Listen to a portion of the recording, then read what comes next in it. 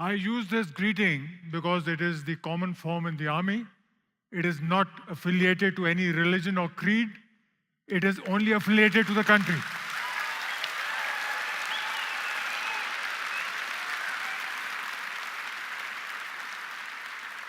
During the coffee break, somebody spilled coffee on this sherwani of mine, which my wife had prepared for the last 1 week.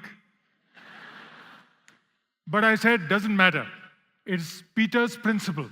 You know what that says? Peter's principle says, if anything can go wrong, it will. And that's not the end of it, at the worst possible moment. So it doesn't matter, I cleaned it all up. Well, ladies and gentlemen, my family has been soldiering for 200 years.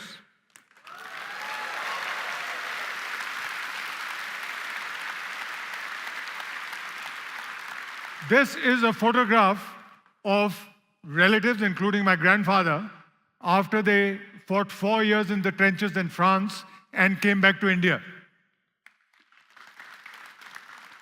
I'm glad that beards are back in fashion. Well, I didn't take very long to decide the path I would take, and this is me just the day I was commissioned. My son followed in my footsteps, went a stage further, and this is him, the person in front, commanding the Republic Day contingent in 2008.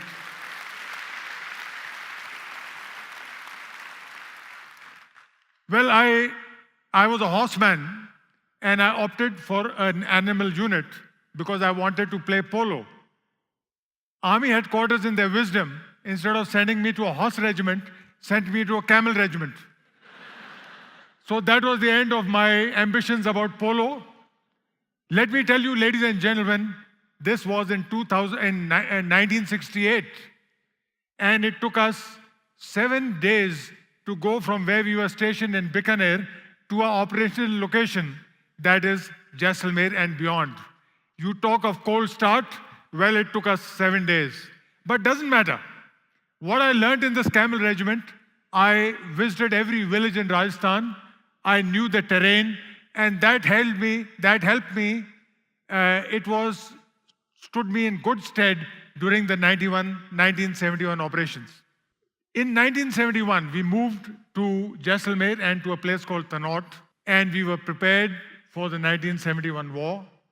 We were wondering whether it would happen or not, till 24th of November, when Field Marshal, that time General Manik Shah, flew in and addressed all officers of my formation. We were all seated on the ground. We didn't have chairs on tarpaulins. There was a table, there was a mic, and there was a chair for the general. Oh, he said, I don't need all this. He stood on the table with his hands on his hips, and didn't take very long. He said, boys, I'm sending you across. Ensure victory. Next thing he said, prisoners of war will not be ill-treated. Next point he said, there will be no looting or plunder. And last he said, leave the Pakistani women alone.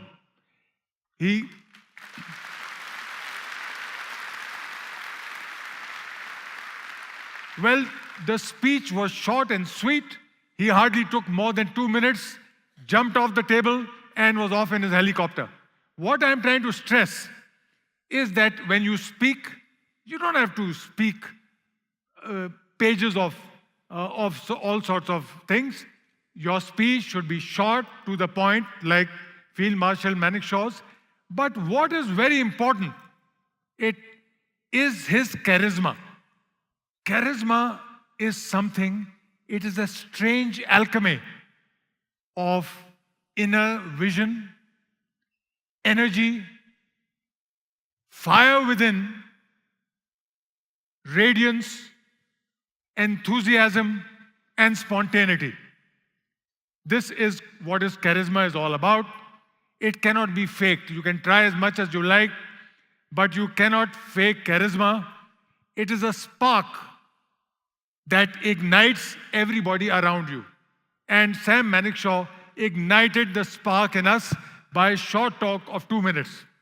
Well, we fought the 1971 war. I was in the Battle of Tanaut, and we had on 3rd of December, Pakistani regiment surrounded the post, fired like anything at us, and I was in the gun position, which was a kilometer behind. And there was a barbed wire fence which we had put around the post. The Pakistani thought it was a minefield and didn't come any further. Next morning, we called in the Air Force and the Pakistani regiment was destroyed. We pushed on after that. And occupied territories in Pakistan. There are one or two lessons which I learned. One is during a flag meeting with the Pakistani colonel who was opposite us. My commanding officer went. It was only the commanding officer, so he asked me to dress up as his driver. So I abandoned my badges of rank and went with him. And what do we see? From the other side, an obese Pakistani colonel emerged with a soldier holding an umbrella for him. Now that is something which would be unimaginable in the Indian Army. And that is a source of our strength.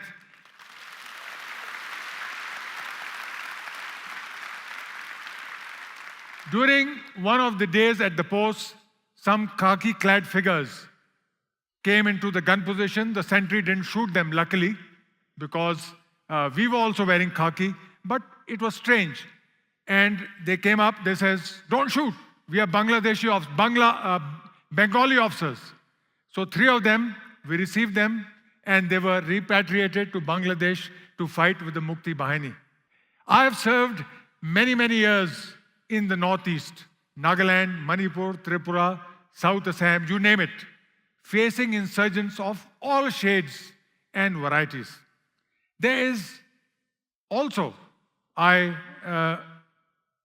realize that, there's a tendency to mistreat captured insurgents. I think that is the worst mistake a soldier can do. Have you heard of a thing called Stockholm Syndrome? I'll tell you about it. Stockholm Syndrome was coined because an American millionaire's daughter, Patty Hearst, was kidnapped by the group of insurgents in a place called Stockholm. And the world was very surprised that the next day, Patty Hearst had joined her captors in a raid on a bank. And the world was wondering what's happened to this girl. How she suddenly switched over loyalties. It is nothing but the Stockholm Syndrome. That says that when you capture somebody and that person expects to be ill-treated, beaten, and put to death, and you don't do it, you don't mistreat a captured person, that person feels that he or she owes his life to you and gets won over.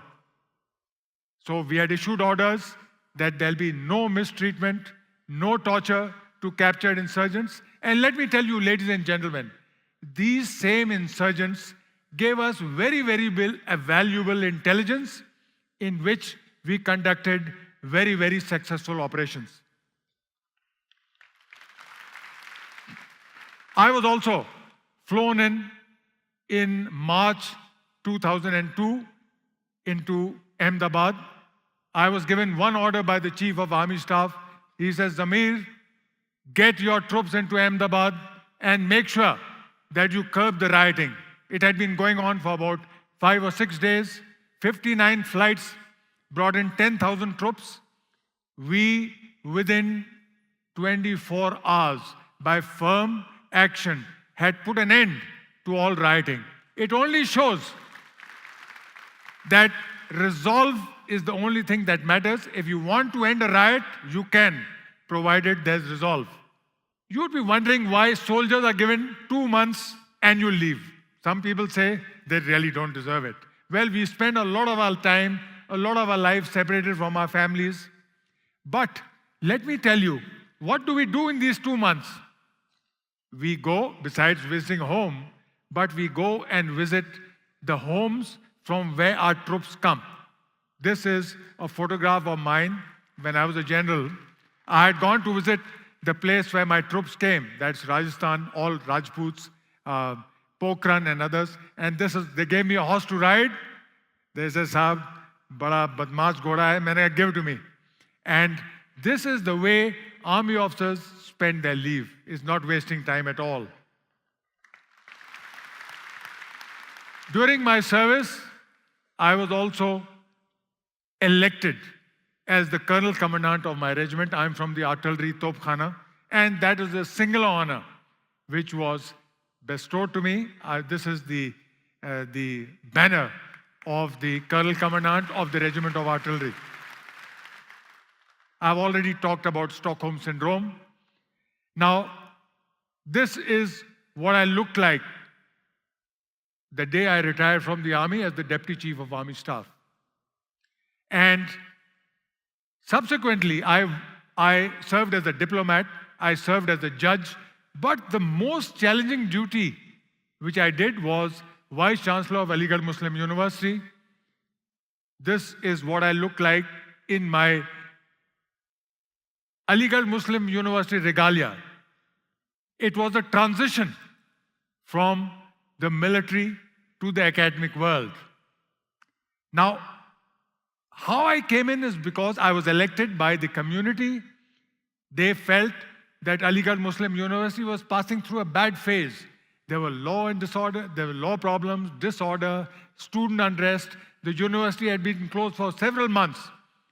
So I resigned from the Armed Forces Tribunal and was elected as the Vice Chancellor. I found that we had to reinforce discipline, not by curbing academic freedom, no. We had to reinforce discipline, and my lesson was, you had liberty to do what you like, you till the ending of my nose. Your freedom ends where my nose begins. This is the lesson I drove home. During the process, I had to expel and rusticate the president of the Students' Union. Never done in AMU's history, but we did it without a murmur. And that sent the message across that if you try and misbehave, if you try and exceed your boundaries, this is what you'll get. Also, I felt that teachers must not only be teaching, they must be the parents of the students.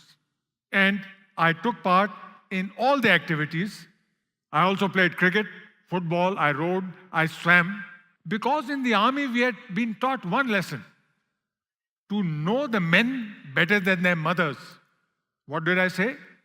To know the men better than their mothers, very difficult job to do. And care for them even more. Now this is almost an impossible task. Know the men better than their mothers and care for them even more. We try to do it, and that's another reason why our army is so successful.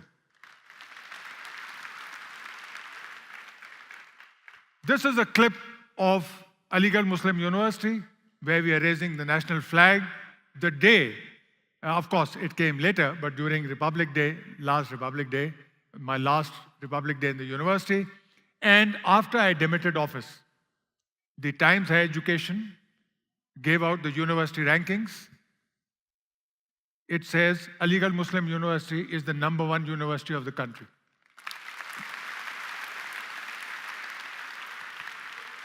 How did it happen? A university which is it was not doing very well. We were at one point of time really good, but indiscipline had spoiled the university. We reinforced discipline. Teachers were taken to task for not performing their duties.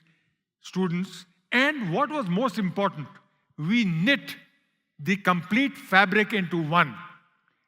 The importance of teamwork saw us through. Everybody started putting their shoulders to the wheel, and we achieved this singular honor of being #1 university. Some lessons from life. I've told you, I've worn 4 hats, but some lessons from life I want to convey. First is, never believe a report when given to you. It'll always be, if it's victory, sir, we've done this, we've done that. If it's a disaster, oh, sir, so many people have died. No. I always made it a point to go to the spot and see for myself. So the lesson I learned was one look is worth 1,000 reports. Don't believe anything till you've seen it for yourself. Next, nothing is as good or as bad as initially reported. So don't get carried away by anything wrong, something which is bad. You'll find that nothing is as good or bad as initially reported. Let time settle things. Next, the valiant always face fear. I felt fear many times when under fire. But what I did not reveal to the soldiers or to my command was that I was feeling that fear. So, leaders have to conceal the fear. Nobody's above fear. Even the valiant face fear. Nothing. Remember, you are not Atlas supporting the world on your shoulders. Learn to delegate. Learn to give responsibilities to subordinates. And when you are putting pressure on them, pull them up instead of pressing them to the ground. This is the way to handle. Another very important thing. People ask me, why do army officers play golf? Because when in our leisure time, we don't want to burn ourselves. We want to relax, to let our hair down. These are a few lessons. Another thing important. In time of success, give credit to your subordinates. Don't say, I did it, I did that. No.